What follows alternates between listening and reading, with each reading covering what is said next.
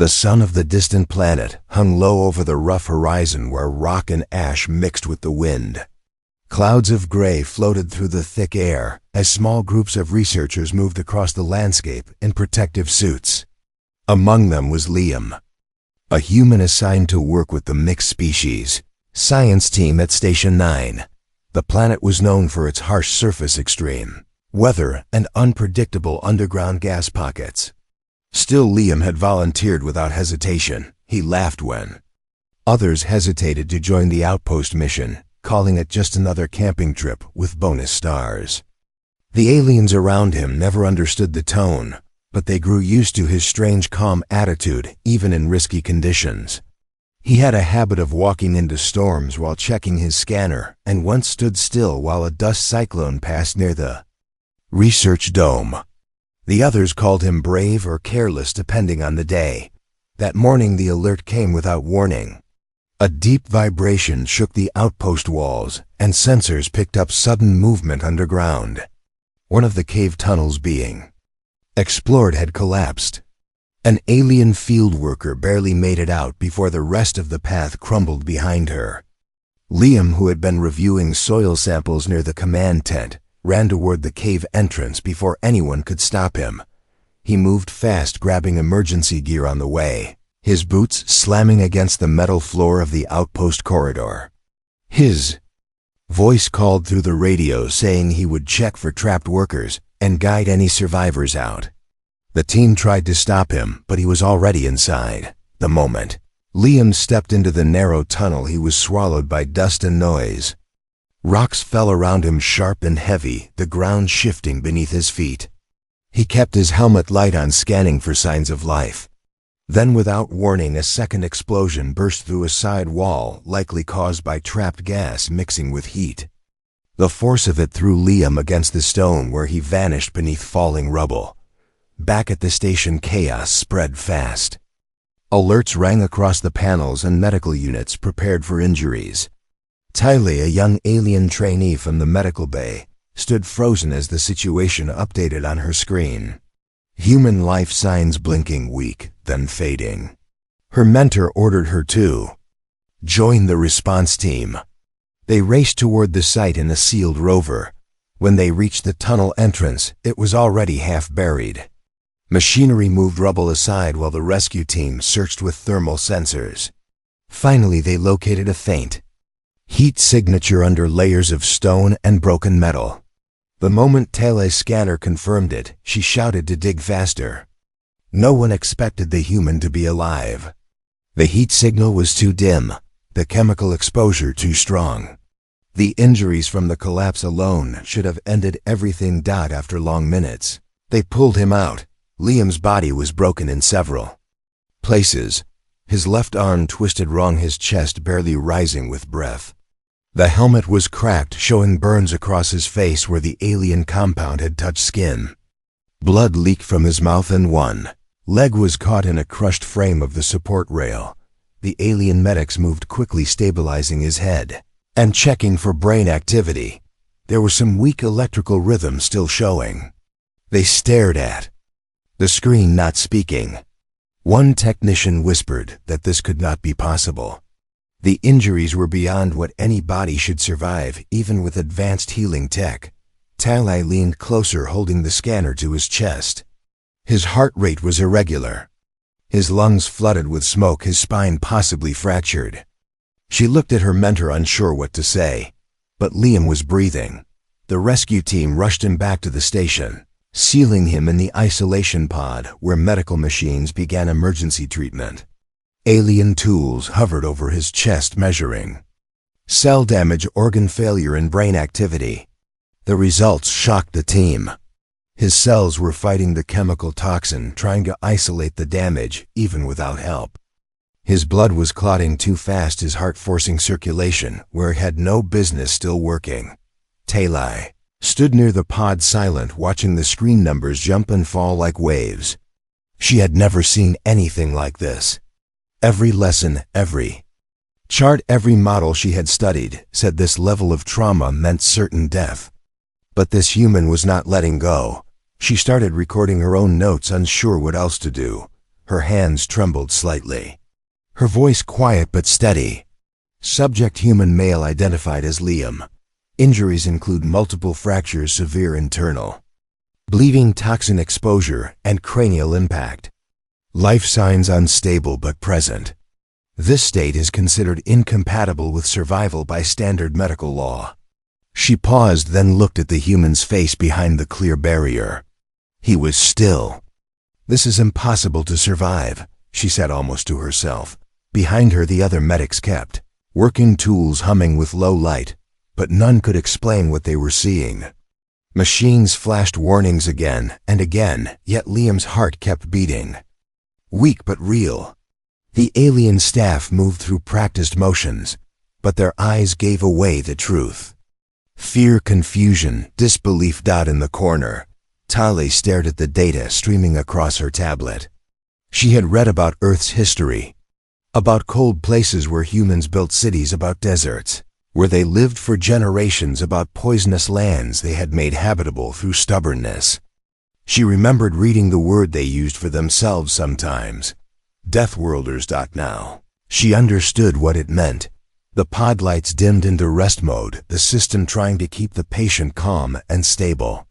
The room grew quiet except for the steady rhythm of the monitor, one beat at a time.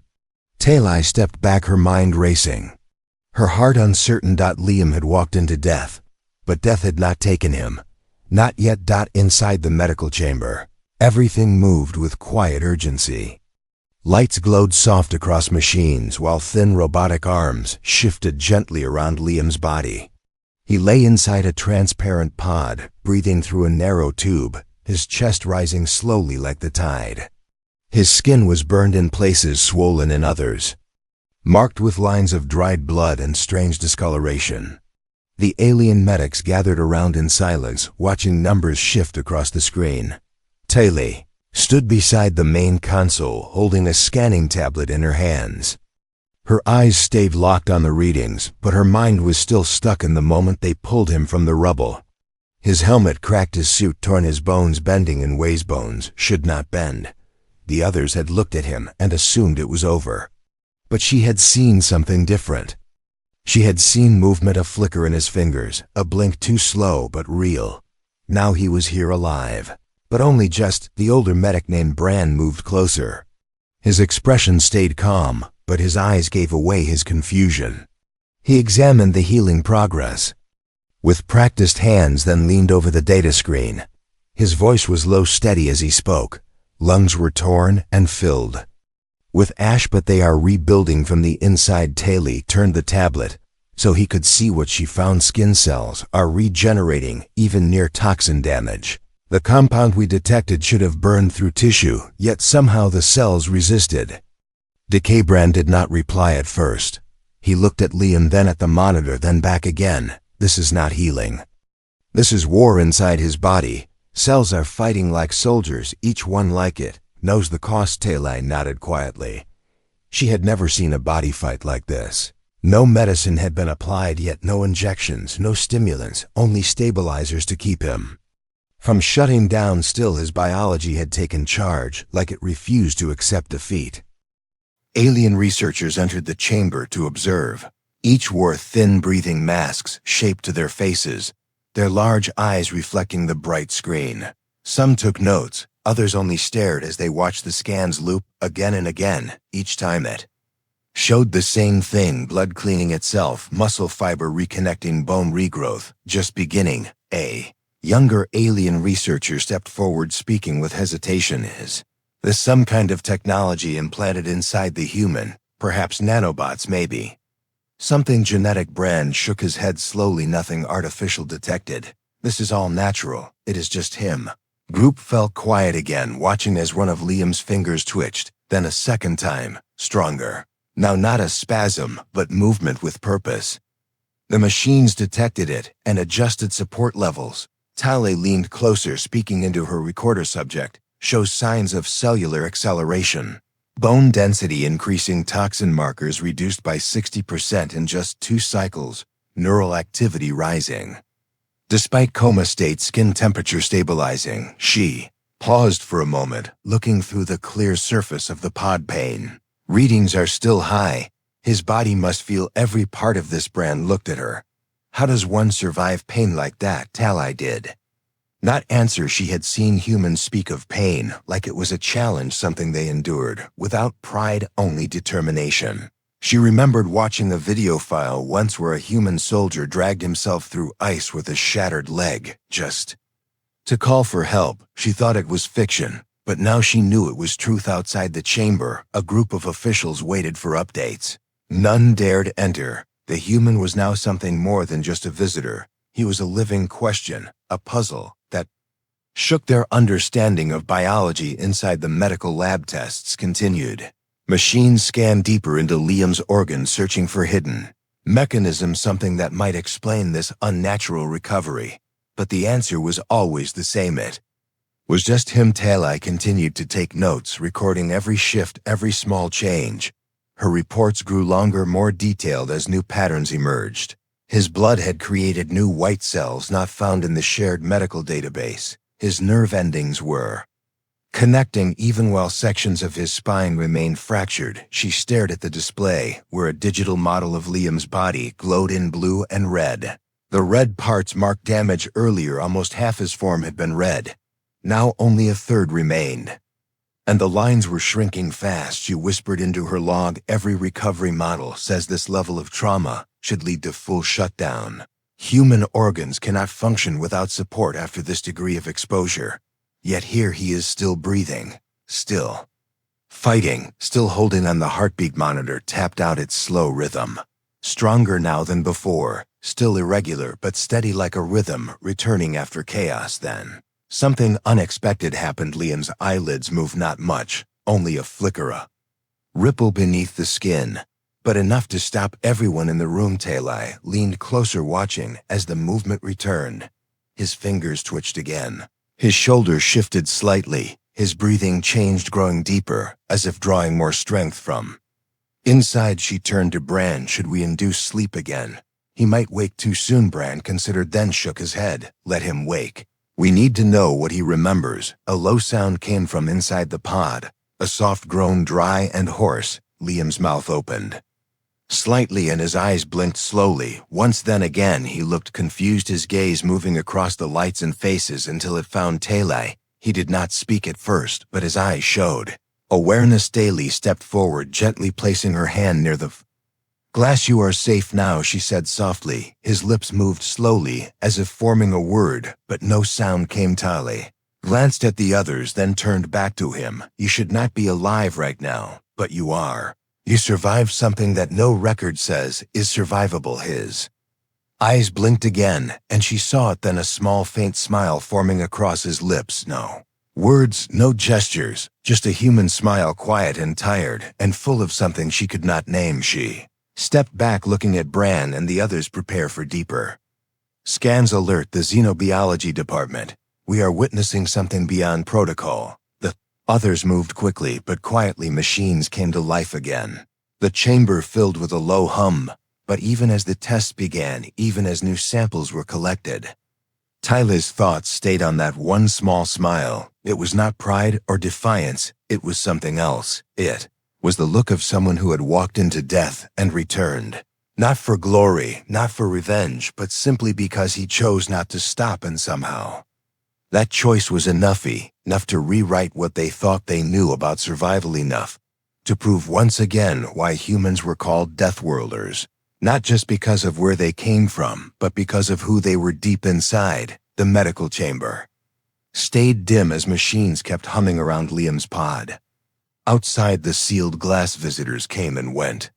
Scientists from other units stood behind thick observation walls. They whispered as they looked at the screens. None of them had ever seen a body rebuild like this without full genetic therapy or artificial implants. Inside the pod, Liam remained still but not silent. His brain activity pulsed in waves. On the monitors, strange patterns formed and faded. No one could explain what the shapes meant, but they repeated again and again like memories trying to reach the surface. Tali sat beside the console for hours watching him. She had read every scan, studied every result, checked every historical record, but the answers never matched the reality in front of her. She saw muscle tissue regrow at double the expected rate. She saw bone layers fuse naturally without aid. She watched torn lungs repair themselves, while the toxin from the alien compound lost power inside his blood. But what troubled her the most was not the healing. It was the dreams. The scanner showed flashes of activity from deep inside Liam's mind. Heat signatures moved through parts of his brain where emotion and memory lived. Shapes appeared across the neural maps, like fire, like shadows, like pieces of a storm. She set the viewer to visual mode and watched what could only be images trying to form. She saw moments of snow falling and fire rising. She saw faces screaming and quiet rivers flowing. She saw soldiers running through smoke and a child smiling through a cracked window. He was not just healing, his mind was reliving something. Bran entered the room walking slowly, his eyes heavy from long study. He leaned over the pod and adjusted the settings to stabilize the pulse rate. He dreams too deeply, Bran said in a low voice. Tali turned to him, holding the data panel close to her chest. It is not just dreams. These are memories, or maybe more than.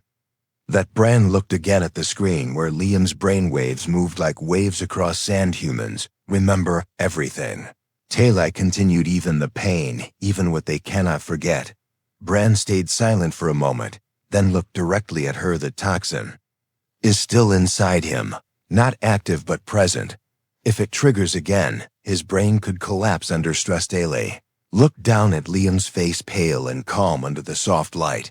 Then we must keep him calm, she said. We must protect his mind. Bran placed a hand on her shoulder for a moment, then stepped away to call for more shielding equipment. As the hours passed, Liam began to move more. His fingers curled one by one. His legs shifted slowly beneath the soft blanket of sensors. The machines adjusted again, feeding him oxygen and nutrients and pain blockers. Tali checked his vitals again and again, each time feeling disbelief. His body was still broken in places, but healing faster than before. The readings showed signs of returning strength. The toxins had dropped below critical levels. The bleeding inside his chest had almost stopped. His heart was no longer erratic. But then everything changed. Without warning, the alarm burst across the room, sharp and loud. The monitor turned red. Liam's heart rate dropped by half, then again. His brain waves shifted violently. His eyes shot open and his mouth gasped for breath. His chest lifted high, then fell flat. Flatline of the machine screamed for help as Bran rushed back inside with 2 more medics. Tali froze for only a second before moving to the control panel. Her hands flew across the surface, activating every emergency protocol. Robotic arms moved fast around Liam's body, pressing plates to his chest, flooding his lungs with air. Still no response. Bran pulled the neural pulse rod and activated it. A blue spark passed through Liam's skull, but nothing happened. He is going, Tali shouted. No, not now. The others tried again with a stronger pulse. The lights blinked. Still no movement. Tali's mind raced. The alien tech was too different, too weak for human biology. She had seen that already. These machines were not made for bodies like his. Without thinking, she ran to the supply rack and pulled a small black case. Inside was a human-built emergency defibrillator left over from Earth's medical kits. It was old, but still intact. Bran turned and saw her. What is that? She didn't answer. She pushed open the pod's shield, ignoring the warning lights. She placed the pads on Liam's chest. The others stepped back, unsure what she was doing. She powered the device.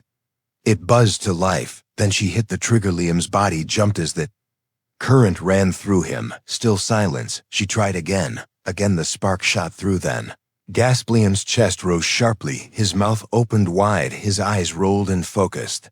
Monitor blinked back to life. Heart rate returned. Bran stood frozen as the readings settled. You shocked him with Earth tech. That's against protocol. Tali turned to him, breathing hard. Protocol is not built for humans. Protocol says he should be dead. Bran stared at her, then at the screen. Then he nodded slowly. The other medics backed away. Unsure what to say, Liam blinked again. His voice came weak but real. Where?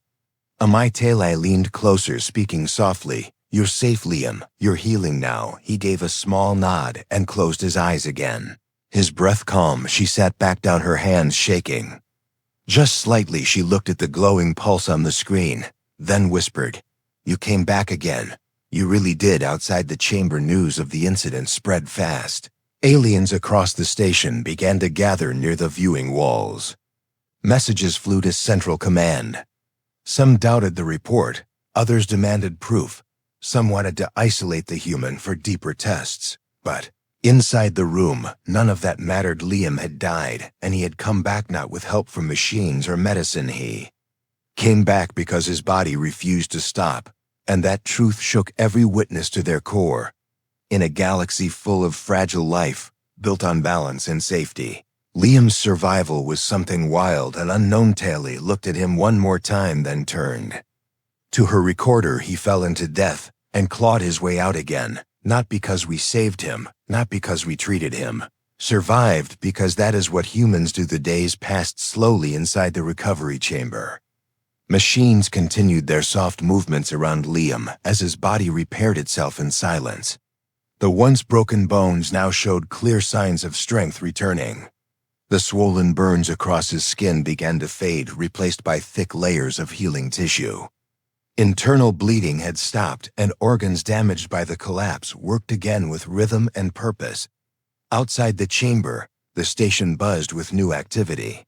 Aliens from distant units visited daily, hoping to observe the human with their own eyes. Scientists wrote long reports about what they called cellular defiance. Others used terms like structural resilience and extreme stress adaptation. But none of the words captured the simple truth they all felt deep inside. Liam should have died. He did not. Tali remained at the recovery station every hour, rarely leaving her post.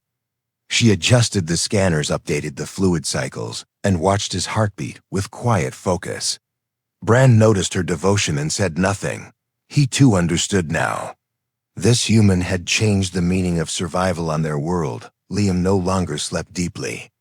He stirred, often his hands twitching, his lips forming half-spoken words. His eyes opened more frequently, searching the unfamiliar room. Tali always greeted him gently, reminding him that he was safe and healing. His voice was still weak, but stronger than before. Each time he spoke, it carried that strange warmth humans seemed to hold even when broken. One morning, as soft light poured into the chamber, Liam opened his eyes again. This time he kept them open longer. He turned his head slowly, looking around. At the glass walls, the machines, the hanging lights above, he saw Tali watching, and his voice came rough and dry. Is this the same place? Tali stepped closer and nodded. You never left. Liam gave a slow, tired smile. I thought maybe I was dreaming again. This time she said, You are here, and your body is healing faster than anything we've ever seen. Liam blinked slowly, as if trying to understand how long. Tali checked her chart. 7 cycles since the collapse, maybe 8. Liam looked thoughtful. Feels like more. Your mind was very active during coma state. Tali said your memories, your dreams, even your brain activity surprised us. Liam looked at the machines, then back at her. Did I talk? Tali smiled gently, not with words, but your mind was loud, very loud. He chuckled, then winced, holding his ribs. Still hurts a little. Pain means you are alive, Tali replied. That's what you humans say, right? Liam nodded slowly. Pain means something matters. The two stood in silence for a moment, before Tali brought over a nutrient tablet and handed it to him. Liam accepted it with a shaky hand, then placed it in his mouth. His movements were slow but steady. Outside the chamber, a new group of observers arrived. This time they were not just scientists. Officials from the Central Council entered the outer ring, watching through the transparent wall. They recorded every movement, every data point, every moment. Liam opened his eyes or shifted his hands. They had never seen a species like this. Tali noticed the officials and stepped toward the pod. You are becoming quite famous, Liam. He smiled again. Never been famous before. She pulled out her tablet and sat beside him. Would you mind if I asked some questions about your biology, your training, maybe even your memories? He shrugged carefully. Ask away, Talai began recording. Did you survive the toxin exposure, Liam? Closed his eyes for a moment, thinking maybe my body just didn't care. Maybe it decided to fight even when the odds said no. Talai wrote it down word for word. And what about the physical trauma? You were crushed, bones shattered, organs ruptured yet. Your recovery rate is far beyond standard models. Liam looked at the ceiling for a long time before answering. We come from a place where things go wrong a lot. We fall, we break, we bleed, but we keep moving. That's how we stay alive. We're not the strongest or fastest. We just don't stop. Talai stared at him, her mind filled with the charts and graphs from earlier. Her people had studied hundreds of species, but none like this. Why? Do you keep fighting even when your body tells you to give up? Liam turned his head toward her. Because there's always someone waiting on the other side. Someone who might need you. Someone who might believe in you. That's enough to keep going. His answer sank deep into her thoughts. She paused the recorder and looked directly at him. You should not have survived, but maybe that's what makes you human. Outside, the officials began to speak among themselves. One pointed to the pod, another shook his head. Clearly debates had begun. Some saw opportunity, others saw danger. A few feared what human biology might mean if misused. Bran entered the room and joined. Talai Council is requesting full biological transfer. They want samples for long-term study. Talai frowned. He is not a subject. He is a person. Bran agreed with a slow nod. But this is bigger than us now. Liam overheard and gave a weak chuckle. You can take some blood, but keep your needles small. Bran smiled slightly, then turned to gather the equipment. Talai sat beside Liam once more, her eyes full of thoughts too large for words. Your presence here has changed us, Liam.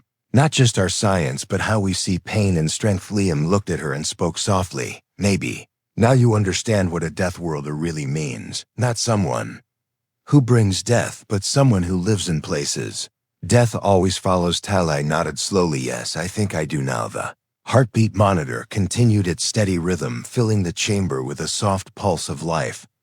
Outside, the world kept spinning with new questions, new hope, new fears. But inside that room, between a healing human and a curious alien, something had shifted. Not just understanding, something deeper, something that could not be written in medical charts or captured in research files. Respect. Liam had walked into fire and fallen into darkness, but he rose not as a mystery. He rose as proof that some lives do not obey limits, that survival can be a choice, and sometimes that choice is enough to shake the stars. Another week passed, and the chamber no longer smelled of burnt plastic or sterilizing agents. The cold hum of emergency equipment was replaced by softer tones. Machines no longer buzzed with panic. They moved slow and steady, tracking a body that had returned from the edge. Liam now sat up with the help of a support brace. Wires still clung to his arms, but they were fewer. Now his face had color again, not pale, not gray, just alive. The lines of pain that once pulled across his forehead had faded, leaving behind quiet strength. Talai entered the chamber carrying a report tablet and a sealed packet of nutrient bars. She smiled as Liam waved with his left hand, still bandaged but stronger than ever. You are healing faster than the machines can update your file, she said, placing the packet beside him. Liam grinned and leaned back against the pillow. Guess I'm in a hurry to stretch my legs. Talai sat near him, eyes scanning the latest readings. Your heartbeat is stable. Your lungs show full function. Your bones have fused naturally, without any implants. You are the first recorded case of toxin reversal without treatment. Liam looked at her carefully. And the council? What do they think of their unkillable guest? Talai paused for a moment. Her voice lowered. Some are impressed. Some are afraid. Others are unsure what to believe. They have never seen a living being return from so much. Liam nodded slowly. Fear. I understand that comes easy when you see something you don't expect. Outside the glass wall, more aliens gathered again. Some stood in silence. Some whispered to one another. They no longer saw Liam as just a human visitor. He had become something different. A symbol, maybe even a question. Bran entered the chamber with a small box in his hands. He looked tired but focused. He stepped toward Liam and opened the box, revealing a data chip and a small badge. The council approved your release. They also approved a request for you to speak before the Central Assembly. Liam raised an eyebrow. Me, talk to them. Bran nodded. They want to hear from you. They want to understand how a man walks out of death with nothing but broken ribs and bad jokes. Liam chuckled as he took the chip and the badge. Then I better wear something clean. Tali laughed lightly, then stood beside him. Her tone shifted from calm to thoughtful. Do you realize what you've done here? Liam, he looked up at her, curious. You've changed how they see us. Changed how they see life itself. Before you humans were seen as tough, maybe unpredictable. But now they see you as something else. They see a will to live that no science can explain. Liam looked at the ceiling, thinking, I didn't come here to change anyone. I came to help with rocks and soil and maps. I didn't expect to end up in a pod surrounded by doctors with glowing eyes. Tali smiled. And yet you did all that by surviving. Later that day, Liam walked through the main hall, supported by two thin mechanical legs, while Tali and Bran walked beside him. Lights flashed as cameras followed every step. Aliens lined the halls, watching in quiet awe. Some clapped their hands together in gestures of respect. Others stood with heads bowed. When Liam reached the council chamber, he stepped onto the round platform at the center of the great hall. Above him, thousands of faces filled the upper seats. Screens hovered around him, displaying his image. In every corner a voice called out, you have survived what no chart could predict. You have healed in ways that no biology has ever shown. Tell us. Liam looked around, took a breath, and spoke without a script. I don't know the science behind what happened. My body did what it had to do. But if you ask me how I survived, I can tell you this. I survived because I remembered people waiting for me, people who would be hurt if I was gone. I remembered moments I hadn't lived yet, things I still wanted to see. I held on to that. He paused and looked at the faces in the crowd. On my world we face danger every day. Our weather, our wild animals, our own mistakes, they all try to stop us. But we keep going, not because we are fearless, but because we are stubborn. We learn to heal, we learn to grow, we fall and we get up again. That's who we are. Silence filled the chamber for a long time. Soft murmurs grew louder, clapping hands, alien symbols of honor, cheers of agreement. After the speech, Liam returned to the station. A small celebration waited for him inside the medical wing. Tali handed him a mug filled with warm fruit broth. He raised it high in the air, to paying to fire, to getting back up anyway. Everyone joined in laughter and quiet joy that evening as the station lights dimmed. Liam stood at the observation window.